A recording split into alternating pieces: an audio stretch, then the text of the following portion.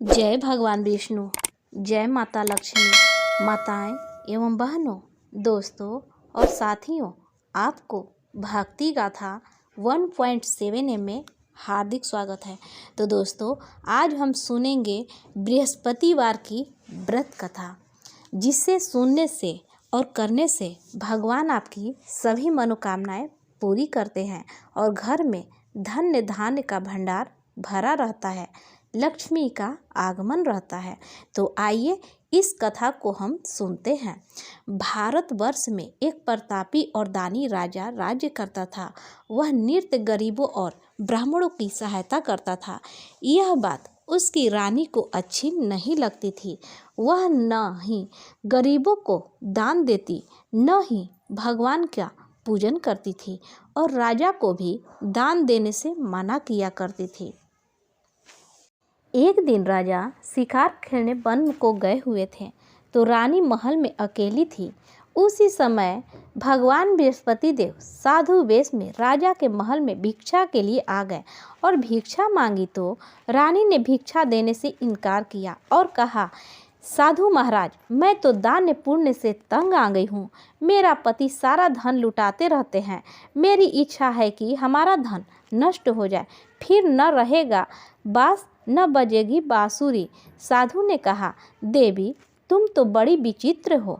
धन संतान से तो सभी चाहते हैं, पुत्र और लक्ष्मी तो पापी के घर भी होने चाहिए। यदि तुम्हारे पास अधिक धन है तो भूखे को भोजन दो, प्यासे के लिए प्याऊ बनवाओ, मुसाफिरों के लिए धर्मशाला खुलवाओ। जो निर्धन अपनी कुंवारी कन्याओं का विवाह नहीं कर सकते, उनका विवाह करा दो। ऐसे और कोई काम है जिनके करने से तुम्हारा यश लोक में परलोक में फैलेगा। परंतु रानी पर उपदेश का कोई प्रभाव न पड़ा। वह बोली, महाराज, आप मुझे कुछ न समझाएं। मैं ऐसा धन नहीं चाहती हूँ जो हर जगह बांटती फिरूं। साधु ने उत्तर दिया, यदि तुम्हारी ऐसी इच्छा है तो तथास्तु। तुम ऐसा करना कि बृहस्पतिवार को घर लीपकर पीली मिट्टी से अपना सिर धोकर स्नान करना, भट्ठी चढ़ाकर कपड़े धोना। ऐसा करने से आपका सारा धन नष्ट हो जाएगा। इतना कहकर वह साधु महाराज वहाँ से आलोप हो गए। साधु के अनुसार कई बातों को पूरा करते हुए रानी को केवल 3 बृहस्पतिवार ही बीते थे कि उसकी समस्त धन संपत्ति नष्ट हो गई। भोजन के लिए राजा का परिवार तरसने लगा। तब एक दिन राजा ने रानी से बोला कि हे रानी, तुम यहीं पर रहो, मैं दूसरे देश को जाता हूँ, क्योंकि यहाँ पर सभी लोग मुझे जानते हैं, इसलिए मैं कोई छोटा कार्य नहीं कर सकता। ऐसा कहकर राजा परदेश चला गया। वहाँ वह जंगल से लकड़ी काट कर लाता और शहर को बेचता। इस तरह वह अपना जीवन व्यतीत करने लगा। इधर राजा के परदेश जाते ही रानी और दासी दुखी रहने लगी। एक बार जब रानी और दासी को 7 दिन तक बिना भोजन के रहना पड़ा तो रानी ने अपने दासी से कहा, हे दासी, पास ही के नगर में मेरी बहन रहती है। वह बड़ी धनवान है। तू उसके पास जा और कुछ ले आ, ताकि थोड़ी बहुत गुजर बसर हो जाए। दासी की बहन के पास गई। उस दिन गुरुवार था और रानी की बहन उस समय बृहस्पतिवार का व्रत कर रही थी। दासी ने रानी की बहन को अपनी रानी का संदेश दिया, लेकिन रानी की बड़ी बहन ने कोई उत्तर नहीं दिया। जब दासी को रानी की बहन से कोई उत्तर नहीं मिला तो वह बहुत दुखी हुई और उसे क्रोध भी आया। दासी ने वापस आकर रानी को सारी बात बता दी। सुनकर रानी ने अपने भाग्य को कोसा। उधर रानी की बहन ने सोचा कि मेरी बहन की दासी आई थी, परंतु मैं उससे नहीं बोली, इससे वह बहुत दुखी हुई होगी। कथा सुनकर और पूजन समाप्त करके वह अपनी बहन के घर आई और कहने लगी, हे बहन, मैं बृहस्पतिवार का व्रत कर रही थी। तुम्हारी दासी मेरे घर आई थी, परंतु जब तक कथा होती है तब तक न तो उठते हैं और न ही बोलते हैं, इसलिए मैं नहीं बोली। कहो दासी, क्यों आई थी? रानी बोली, बहन तुमसे क्या छिपाऊं, हमारे घर में खाने तक को अनाज नहीं था। ऐसा कहते ही रानी की आंखें भर आई। उसने दासी समेत पिछले 7 दिनों से भूखे रहने तक की बात अपनी बहन को विस्तार पूर्वक सुना दी। रानी की बहन बोली, देखो बहन, भगवान बृहस्पति देव सबकी मनोकामनाओं को पूर्ण करते हैं। देखो शायद तुम्हारे घर में अनाज रखा हो। पहले तो रानी को विश्वास नहीं हुआ, पर बहन के आग्रह करने पर उसने अपनी दासी को अंदर भेजा तो उसे सचमुच अनाज से भरा एक घड़ा मिल गया। यह देखकर दासी को बड़ी हैरानी हुई। दासी रानी से कहने लगी, हे रानी, जब हमको भोजन नहीं मिलता तो हम व्रत ही तो करते हैं, इसलिए क्यों न हम इनसे व्रत और कथा की विधि पूछ ली जाए ताकि हम भी व्रत कर सकें। तब रानी ने अपनी बहन से बृहस्पति भगवान का व्रत के बारे में पूछा। उसकी बहन ने बताया, बृहस्पतिवार के व्रत में चने की दाल और मुनक्का और से विष्णु भगवान का केले की जड़ में पूजन करें तथा दीपक जलाएं, व्रत कथा सुने और पीला भोजन ही करें।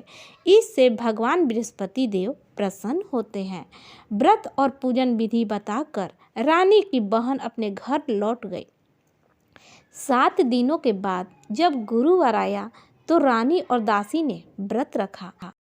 घुड़साल में जाकर चना और गुड़ लेकर आई। फिर उसने केले की जड़ तथा विष्णु भगवान का पूजन किया।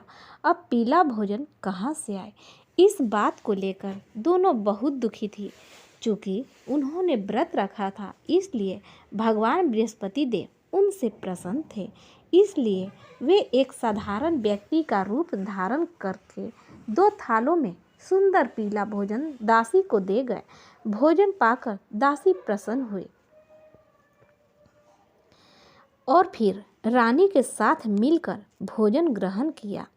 उसके बाद वे सभी गुरुवार को व्रत और पूजन करने लगे। बृहस्पति भगवान की कृपा से उनके पास फिर से धन संपत्ति आ गई, परंतु रानी फिर से पहले की तरह आलस्य करने लगी। तब दासी बोली, देखो रानी, तुम पहले भी इस प्रकार आलस करती थी। तुम्हें धन रखने में कष्ट होता था, इस कारण सभी धन नष्ट हो गया, और जब भगवान बृहस्पति की कृपा से धन मिला है तो तुम्हें फिर से आलस होता है। रानी को समझाते हुए दासी कहती है कि बड़ी मुसीबतों के बाद हमने यह धन पाया है, इसलिए हमें दान पुण्य करना चाहिए, भूखे मनुष्यों को भोजन कराना चाहिए और धन को शुभ कार्यों में खर्च करना चाहिए, जिससे तुम्हारा कुल यश बढ़ेगा, स्वर्ग की प्राप्ति होगी और पितृ प्रसन्न होंगे। दासी की बात मानकर रानी अपना धन शुभ कार्यों में खर्च करने लगी, जिससे पूरे नगर में उसका यश फैलने लगा। एक दिन राजा दुखी होकर जंगल में एक पेड़ के नीचे आसन जमाकर बैठ गया। वह अपनी दशा को याद करके व्याकुल होने लगा।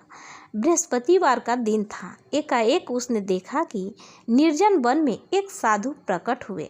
वह साधु वेश में स्वयं बृहस्पति देवता थे। लकड़हारे के सामने आकर बोले, हे लकड़हारे, इस सुनसान जंगल में तू चिंता मग्न क्यों बैठा है? लकड़हारे ने दोनों हाथ जोड़कर प्रणाम किया और उत्तर दिया, महात्मा जी, आप सब कुछ जानते हैं, मैं क्या कहूँ? यह कहकर रोने लगा और वह साधु को अपनी आत्मकथा सुनाई। महात्मा जी ने कहा, तुम्हारी स्त्री ने बृहस्पतिवार के दिन बृहस्पति भगवान का निरादर किया है, जिसके कारण रुष्ट होकर उन्होंने तुम्हारी यह दशा कर दी। अब तुम चिंता को दूर करके मेरे कहने पर चलो तो तुम्हारे सब कष्ट दूर हो जाएंगे और भगवान पहले से भी अधिक संपत्ति देंगे। तुम बृहस्पतिवार के दिन कथा किया करो। 2 पैसे के चने मुनक्का लाकर उसका प्रसाद बनाओ और शुद्ध जल से लोटे में शक्कर मिलाकर अमृत तैयार करो। कथा के पश्चात अपने सारे परिवार और सुनने वाले प्रेमियों में अमृत व प्रसाद बांटकर आप भी ग्रहण करो। ऐसा करने से भगवान तुम्हारी सभी मनोकामनाओं को पूरी करेंगे। साधु के ऐसे वचन सुनकर लकड़हारा बोला, हे प्रभु, मुझे लकड़ी बेचकर इतना पैसा नहीं मिलता जिससे भोजन के उपरांत कुछ बचा सकूं। मैंने रात्रि में अपनी रानी को व्याकुल देखा है। मेरे पास कुछ भी नहीं है जिससे मैं उसकी खबर मंगा सकूं। साधु ने कहा, हे लकड़हारे, तुम किसी बात की चिंता मत करो। बृहस्पतिवार के दिन तुम रोजाना की तरह लकड़ियाँ लेकर शहर को जाओ। तुमको रोज दुगना से धन प्राप्त होगा जिससे तुम भली भांति भोजन कर लोगे तथा बृहस्पति देव की पूजा का सामान भी आ जाएगा। इतना कहकर साधु अंतर्ध्यान हो गए। धीरे धीरे समय व्यतीत होने पर फिर वही बृहस्पतिवार का दिन आया। लकड़हारा जंगल से लकड़ी काटकर किसी शहर में बेचने गया। उसे उस दिन और दिन से अधिक पैसा मिला। राजा ने चना गुड़ आदि लाकर गुरुवार का व्रत किया। उस दिन से उसके सभी कलेश दूर हुए। परंतु जब दोबारा गुरुवार आया तो उसने बृहस्पति भगवान का व्रत करना भूल गया। इसी कारण बृहस्पति भगवान नाराज हो गए। उस दिन उस नगर के राजा ने विशाल यज्ञ का आयोजन किया तथा शहर में यह घोषणा करा दी कि कोई भी मनुष्य अपने घर में भोजन न बनावे, न आग जलावे। समस्त जनता मेरे यहाँ भोजन करने आवे। इस आज्ञा को जो न मानेगा उसे फांसी की सजा दी जाएगी। इस तरह की घोषणा संपूर्ण नगर में करवा दी गई। राजा की आज्ञा अनुसार शहर के सभी लोग भोजन करने गए, लेकिन लकड़हारा कुछ देर से पहुंचा, इसलिए राजा उसको अपने साथ घर लिवा ले गए और ले जाकर भोजन करा रहे थे तो रानी की दृष्टि उस खूंटी पर पड़ी जिस पर उनका हार लटका हुआ था। वह वहाँ दिखाई नहीं दिया। रानी ने निश्चय किया कि मेरा हार इस मनुष्य ने चुरा लिया है। उसी समय सिपाहियों को बुलाकर उसको कारागार में डलवा दिया। जब लकड़हारा कारागार में पड़ गया और वह बहुत दुखी होकर विचार करने लगा कि न जाने कौन से पूर्व जन्म के कर्म से मुझे यह दुख प्राप्त हुआ है, और उसी साधु को याद करके रोने लगा जो जंगल में मिला था। इस समय तत्काल बृहस्पति देव साधु के रूप में प्रकट हुए और उसकी दशा को देखकर कहने लगे, अरे मूर्ख, तूने बृहस्पति देव की कथा नहीं करी, इस कारण तुझे दुख प्राप्त हुआ है। अब चिंता मत कर। बृहस्पतिवार के दिन कारागार के दरवाजे पर 4 पैसे पड़े मिलेंगे। उनसे तू बृहस्पति देव की पूजा करना, तेरे सभी कष्ट दूर हो जाएंगे। बृहस्पतिवार के दिन उसे 4 पैसे मिले। लकड़हारे ने कथा कही। उस रात्रि को बृहस्पति देव ने उस नगर के राजा को स्वप्न में कहा, हे राजा, तुमने जिस आदमी को कारागार में बंद कर दिया है वह निर्दोष है, वह राजा है, उसे छोड़ देना। रानी की हार उसी खूंटी पर लटका है। अगर तू ऐसा नहीं करेगा तो मैं तेरे राज्य को नष्ट कर दूंगा। इस तरह रात्रि को स्वप्न को देखकर राजा प्रातः काल उठा और खूंटी पर हार देखकर लकड़हारे को बुलाकर क्षमा मांगी तथा लकड़हारे को योग सुंदर वस्त्र आभूषण देकर विदा कर दिया। बृहस्पति देव की आज्ञा अनुसार लकड़हारा अपने नगर को चल दिया। राजा जब अपने नगर को निकट पहुंचा तो उससे बड़ा आश्चर्य हुआ। नगर में पहले से अधिक बाग, तालाब, कुएं तथा बहुत सी धर्मशालाएं, मंदिर आदि बन गई है। राजा ने पूछा, यह किसका बाग और धर्मशाला है? तब नगर के सब लोग कहने लगे, यह सब रानी और बादी के हैं। तो राजा को आश्चर्य हुआ और गुस्सा भी आया। जब रानी ने यह खबर सुनी कि राजा आ रहे हैं तो उन्होंने बादी से कहा कि हे दासी, देख राजा हमको कितनी बुरी हालत में छोड़ गए थे। हमारी ऐसी हालत को देखकर वह लौट न जाए, इसलिए तू दरवाजे पर खड़ी हो जा। आज्ञा अनुसार दासी दरवाजे पर खड़ी हो गई। राजा आए तो उन्हें अपने साथ लिवा लाई। तब राजा ने क्रोध करके अपनी रानी से पूछा कि यह धन तुम्हें कैसे प्राप्त हुआ है? तब उन्होंने कहा, हमें यह धन सब बृहस्पति देव के व्रत से प्रभाव से प्राप्त हुआ है। राजा ने निश्चय किया कि 7 रोज बाद तो सभी बृहस्पति देव का पूजन करते हैं, परंतु मैं प्रतिदिन दिन में 3 बार कहानी तथा रोज व्रत किया करूँगा। अब हर समय राजा के दुपट्टे में चने की दाल बंधी रहती थी तथा दिन में 3 बार कहानी कहता। एक रोज राजा ने विचार किया कि चलो अपनी बहन के यहाँ से हो आवे। इस तरह निश्चय कर राजा घोड़े पर सवार हो अपनी बहन के यहाँ को चलने लगा। मार्ग में उसने देखा कि कुछ आदमी मुर्दे को लिए जा रहे थे। उन्हें रोककर राजा कहने लगा, अरे भाइयों, मेरी बृहस्पतिवार की कथा सुन लो। वो बोले, लो हमारा तो आदमी मर गया है, इसको अपनी कथा को पढ़िए। परंतु कुछ आदमी बोले, अच्छा कहो, हम तुम्हारी कथा भी सुनेंगे। राजा ने दाल निकाली और जब कथा आधी हुई कि मुर्दा हिलने लग गया और जब कथा समाप्त हो गई तो राम राम करके मनुष्य उठकर खड़ा हो गया। आगे मार्ग में उसे एक किसान खेत में हल चलाता हुआ मिला। राजा ने उसे देखकर उससे बोला, अरे भैया, तुम मेरी बृहस्पतिवार की कथा सुन लो। किसान बोला, जब तक मैं तेरी कथा सुनूंगा तब तक 4 हरैया जोत लूँगा। जा अपनी कथा किसी और को सुनाना। इस तरह राजा आगे चलने लगा। राजा के हटते ही बैल पछाड़ खाकर गिर गया तथा किसान के पेट में बहुत जोर से पेट में दर्द होने लगा। उस समय उसकी माँ रोटी लेकर आई। उसने जब यह देखा तो अपने पुत्र से सब हाल पूछा और बेटे ने सभी हाल कह दिया। तो बुढ़िया दौड़ी उस घुड़सवार के पास गई और वो उससे बोली कि मैं तेरी कथा सुनूंगी, तू अपनी कथा मेरे खेत पर चल कर ही कहना। राजा ने बुढ़िया के खेत पर जाकर कथा कही, जिसके सुनते ही वह बैल उठ खड़े हुए तथा किसान के पेट का दर्द भी बंद हो गया। राजा अपनी बहन के घर पहुंचा। बहन ने भाई की खूब मेहमानी की। दूसरे रोज प्रातःकाल राजा जागा तो वह देखने लगा कि सब लोग भोजन कर रहे हैं। राजा ने अपनी बहन से कहा, ऐसा कोई मनुष्य है जिसने भोजन नहीं किया हो? मेरी बृहस्पतिवार की कथा सुन लो।